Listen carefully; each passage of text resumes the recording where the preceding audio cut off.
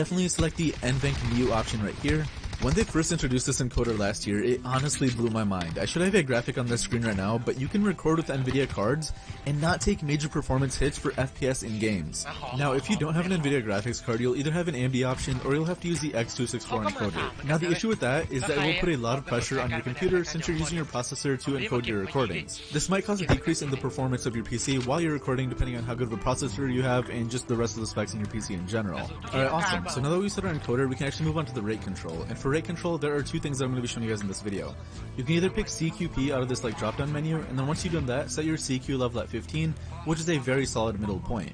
You can make this number right here lower for higher quality recordings, or make the number higher, which will lower your quality, but it might work better for you if you have a lower end PC. So this is usually what I do personally, but another thing that you can do is change this from CQP to VBR. When you use VBR with high bit rates, it will produce a nice quality video as well, but it will have a larger file size with it too. So that's kind of like the trade-off that you have there. If you decide to do VBR, make your minimum bitrate 40,000 and then make your max bitrate or your maximum bitrate 60,000. You can also increase these numbers to 100,000 right here for the minimum bitrate and then 200,000 for the max bitrate for a higher quality, but that's totally up to you and your PC specs. But like I said before, on the chance that you experience lag when you're trying to record or just like performance hits in general, just try lowering the numbers a bit until you find a sweet spot for your PC. But like I said before, I personally do prefer to use CQP for my recordings, and then I always just keep this at 15. Sometimes I'll make it 20 or something like that, depending on like what I'm trying to record in my video. But anyways, I really just wanted to show both forms of rate control just in case one works better for you. Moving on from that, we have our keyframe interval, and I like to keep this at 2.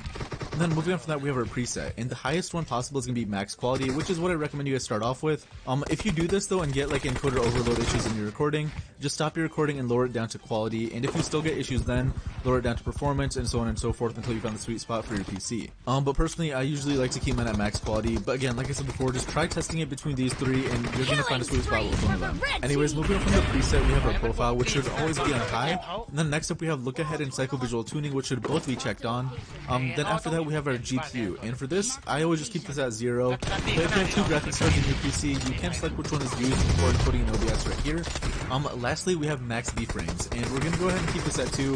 If you play low motion content like single player story mode games and things like that, you can go ahead and change that to 4, and then from there you can hit apply, and you should be good to go. Moving on from that, we have our audio tab, and this is honestly pretty straightforward. Keep your sample rate and your channels at the same as whatever I have. And then we have our desktop audio. Now this part right here, you want to select wherever you yourself hear the sound from in your PC. So for me, mine goes through like my headset mix amp, which is like this name right here. Sorry, it's like a random weird name, but for you it might be like, I don't know, like HyperX headset or like Astro A40 headset or computer speakers or whatever it is. Like whatever you hear your sound through, just select that right here. And if you're not sure what you hear it through, you can just click this right here and you'll probably see the name right here. From there, take that name and just select it from the drop down menu right here and you should be good to go. Desktop audio device 2, keep it disabled. Same thing with like these mic auxiliary devices right here. But for the first one, definitely select whatever your microphone is. So for me personally, I use a Blue Yeti microphone, so that's what we're keeping right here, and that's it. Like for